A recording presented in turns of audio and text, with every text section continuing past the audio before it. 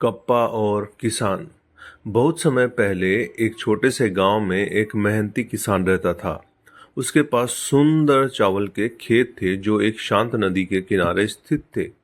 नदी साफ बहती थी जिसमें बड़ी चमकीली मछलियां तैरती रहती थी। किसान को अपने खेतों के काम और मछलियों से भरपूर नदी पर बहुत गर्व था। उसकी जिंदगी एक रोचक कहानी की तरह मजे से चल रही थी कि एक दिन किसान अपने खेत में काम कर रहा था, तभी उसे नदी में कुछ हलचल सुनाई दी। एक जिज्ञासु प्राणी एक लंबी नाक और टेढ़े मेढ़े दांतों के साथ पानी से बाहर निकला। यह एक कप्पा था। किसान हैरान रह गया। उसने पहले कभी ऐसा जीव नहीं देखा था। हालांकि कप्पा अजनबियों से डरते थे, लेकिन उसने कुछ स्वादिष्ट मछली खाने की उम्मीद में किसान से संपर्क किया।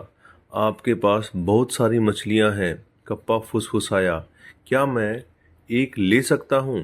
किसान ने सोचा, यह दुष्ट लगता है, लेकिन यह सिर्फ एक छोटी मछली मांग रहा है, कोई नुकसान नहीं हो सकता। इसीलिए उसने सहमति व्यक्त की। लेकिन हर दिन कप्पा ने एक और मछली के लिए कहा और फिर एक और, जब तक कि नदी में मुश्किल से कोई मछली बची थी। वह रोज किसान से मछली मांगता गया।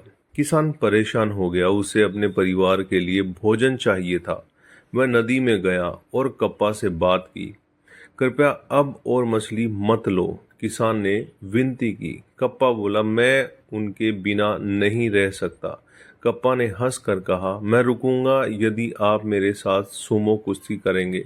किसान मजबूत था, लेकिन वह कोई सुमो पहलवान नहीं था। फिर भी अपने परिवार के लिए मछलियां लेने के लिए वह तैयार हो गया।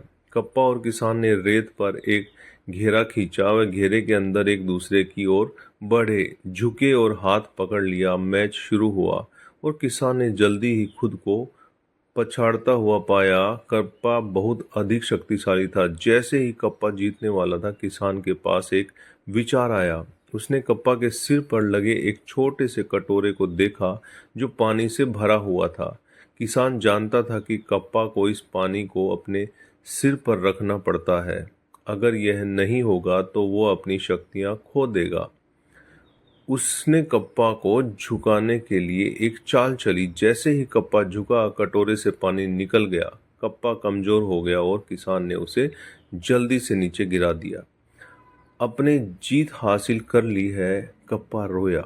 मैं आपकी कोई और मछली नहीं लूंगा। किसान ने कप्पा से वादा करने के बाद उसे जाने दिया। तब से कप्पा ने अपना वचन निभाया और किसान की नदी फिर से जीवित से भर गई। तो दोस्तों, आपको कैसा लगा नीचे कमेंट करके बताएगा। नहीं है तो चैनल को सब्सक्राइब कीजिएगा, शेयर कीजिएगा।